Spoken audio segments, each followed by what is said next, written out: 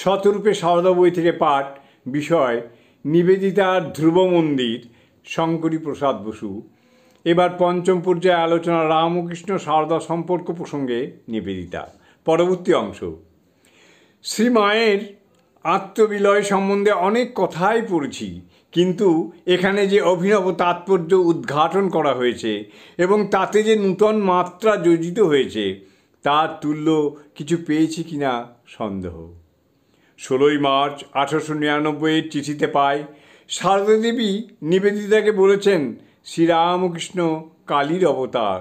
একথা তিনি স্বয়ং ঠাকুরের কাছ থেকেই শুনেছেন।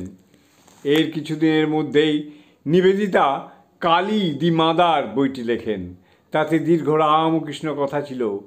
সেখানে ঠাকুরের মহাসমাধির কথা বলতে গিয়ে নিবেদিতা স্বল্পাক্ষরে চোখের জলে ধোয়া মৌন বেদনার প্রতিমাকে এঁকেছেন মৃদু তুলিকার পবিত্র রেখায়। অবশেষে এলো শুক্লপক্ষের এক গ্রীষ্মকালীন রাত্রি। তাঁর শ্রীরামকৃষ্ণের চারপাশের শিষ্যরা সমাবেত।